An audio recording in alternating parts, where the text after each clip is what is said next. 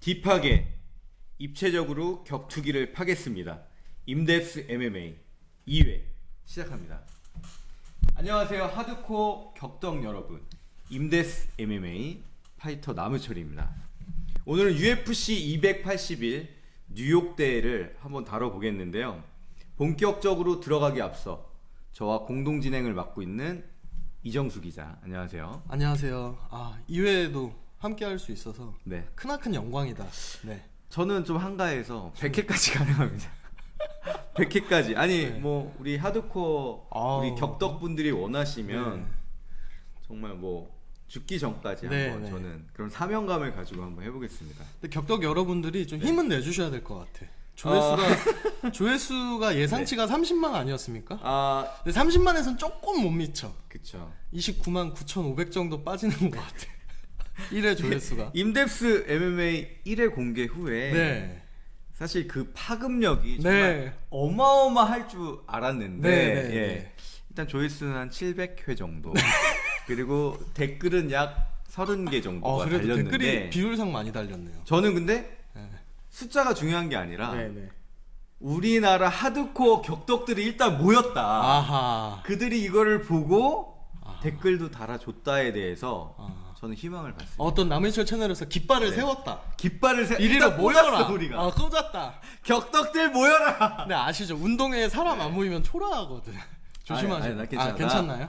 나 격덕 한 명만 있으면 돼. 한 명만 있습니다. 저 같은 경우도 이제 1회가 대박 날 줄 알고 주변에 신변을 많이 정리해놨거든요. 내가 뭐 살면서 잘못한 건 없을까?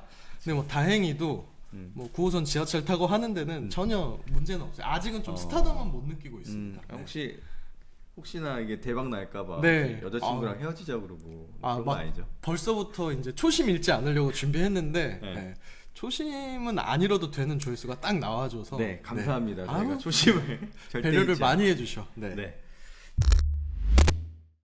자, 오늘은 말씀드린 대로 아데사냐 대 페레이라의 대결을 해부할 예정입니다. 코너 맥그리거 이후 UFC 스타파워를 견인 중인 이스라엘 아데사냐인데요. UFC 미들급에서는 절대 강자 챔피언 아데사냐, 그런데 묘하게 도전자인 페레이라에게 쫓기는 듯한 느낌입니다. 천적이 나타났다고 해야 할까요?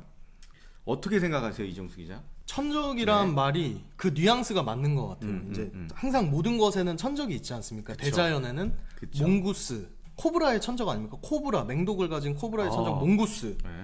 그리고 노총각의 천적, 부모님, 이렇게 있지 않습니까? 그쵸. 아데사냐에는 약간 페레이라가 천적 같아 보여요. 왜냐하면 이 선수들이 원래는 킥복싱 선수였는데 둘 다 킥복싱 무대에서 두 번 다 아데사냐에게 패배를 안겨준 게 페레이라고, 특히나 2차전 때는 아데사냐가 70 KO 패배를 당하거든요. 유튜브에도 많이 나와 있는데, 그래서 아데사냐가 좀 쫓기는 느낌을 받고 있지 않나, 조금 이런 인상이 들 정도로 좀 그런 경기입니다. 그래서 제가 남희철님한테 좀 여쭤보고 싶은 게 이제 종합격투기 커리어에서 2차전을 되게 많이 치러봤잖아요. 한 선수와 재대결을 이렇게 많이 치러본 경우가 있나 싶을 정도로. 그래서 이 2차전에서 패배를 한 경험, 승리를 한 경험 다 있으시기 때문에 궁금해요. 그래서 제 경우에는 이제 이렇게 한 선수와 재대결한 경우가 5번이 있어요. 근데 이렇게 재대결해서 1차전에 이기면 2차전에도 이겼고요. 그리고 1차전에서 지면 2차전 역시 제가 패했습니다. 확실히 첫 대결에서 지면 머릿속이 좀 복잡해지고 또 패배에 대한 부담감, 또 긴장감 때문에 더 불안해지는 것 같아요. 그래서 이런 비슷한 상황을 스포츠 심리학에서는 스포츠 경쟁 불안이라고 해서 스포츠 경기 전후로 선수들이 느끼는 불안감을 의미하는데요. 선수의 경기력 발휘에 있어서 굉장히 부정적인 그런 영향을 미치기도 합니다. 이 경쟁 불안이라는 게 적응하기 어려운 대상 혹은 적응하기 어려운 상황에서 비롯된다고 할 수 있고요. 이 증상은 단체 종목에서보다는 개인 종목, 그렇겠죠. 또 격투기처럼 고도의 집중력이 요하는 그런 종목에서 많이 나타납니다. 경쟁 불안이 신체적, 생리적, 또 정신적으로 선수에게 위축을 초래하고요. 선수들은 이제 근육 경직이나 자신감, 집중력 저하, 또 뭔가 저 같은 경우는 압도당하는 느낌 때문에 무기력해지거나 좀 힘이 빠지는 듯한 그런 느낌이 들 때가 있어요. 시합 전에. 그러면 제가 이제 아데사냐에 대입해서 한번 네. 조금 민감하게 질문을 들어가 아데사냐. 오케이. 아데사냐 입장에서는 챔피언이지만 쫓기는 진짜 희한한 상황이잖아요. 근데 톰 산토스라든지 네. 홍콩에서 아드리안 팡 선수라든지 이제 패배한 후에 2차전을 치러본 적이 있잖아요. 그때 본인의 경험은 솔직히 좀 어떠셨는지. 일단 제가 그 로드 FC에서 톰 산토스 얘기를 좀 하자면, 제가 1차전 때는 1라운드에 한번 KO를, 그러니까 다운을 한번 다운을 뺐고 2라운드에는 제가 KO로 졌어요. 졌는데 구리고 나서 한 3개월 있다가 2차전을 했단 말이에요.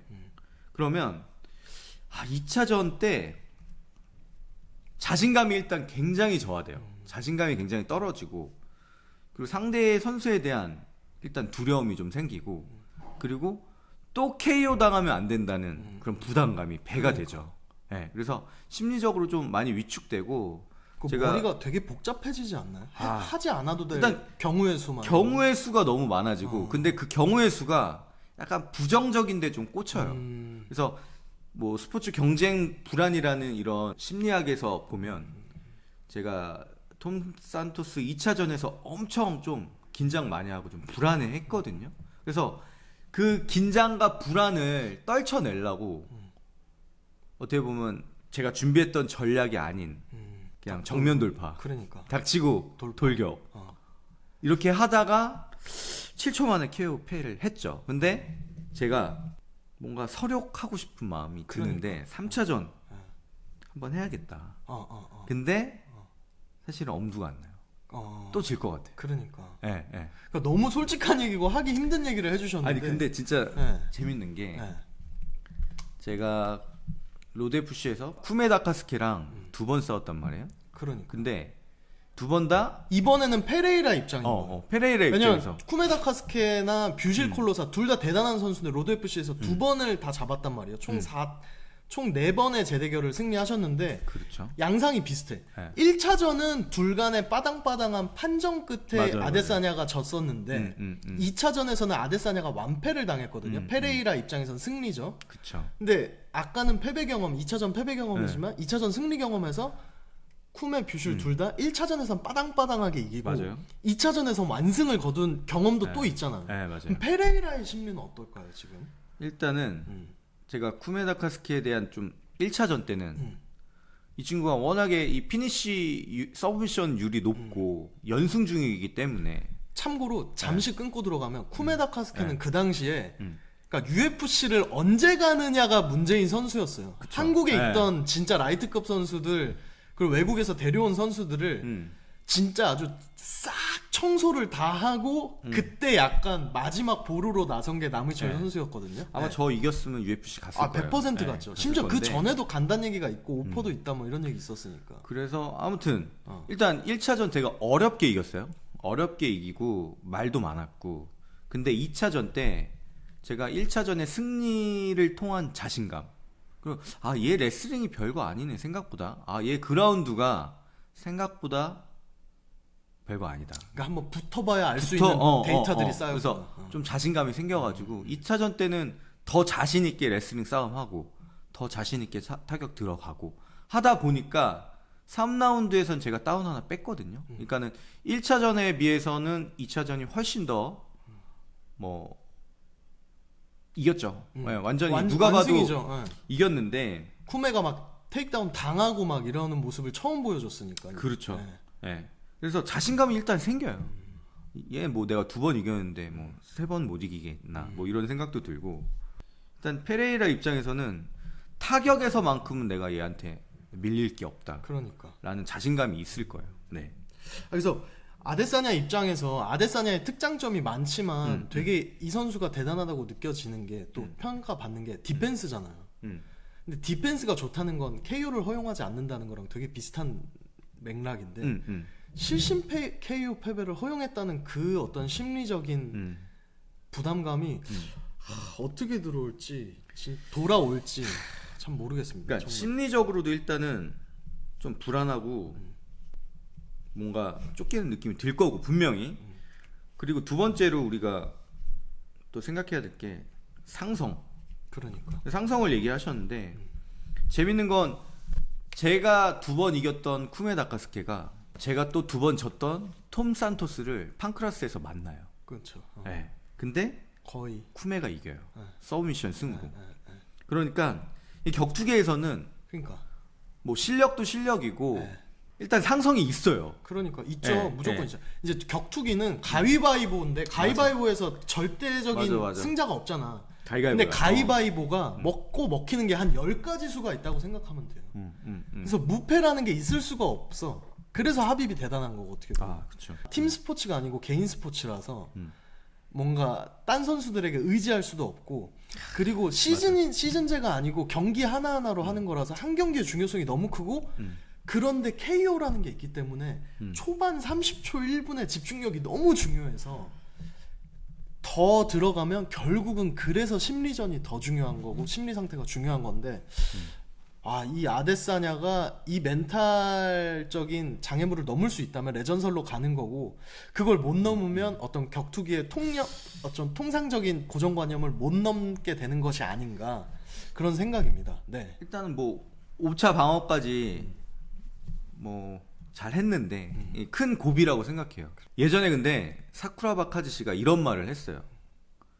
그러니까 격투기는 어찌됐든 자신과의 싸움이라고. 그럼요. 네, 그러니까는 자기한테 2번 뭐 승리를 가져간 페레이라긴 하지만 결국은 또 자신과의 싸움이기 때문에 저는 이 고비를 한번 넘어가면 그러면 초사이어인 되는 거예요. 진짜 조사연이 되는 거고 그리고 사실 딱히 상대도 아직 미들급에서 보이지도 않고 그러니까요. 위대한 선수를 나누는 기준 중에 하나가 이 어떤 재대결의 벽을 넘을 수 있느냐 없느냐. 아데사냐가 여기서 이거까지 넘을 수 있으면 완벽한 선수가 될 수 있는 위대한 선수가 될 수 있는 논쟁의 여지 없는 선수가 될 수 있는 그 관문을 넘는 거라고 생각해요.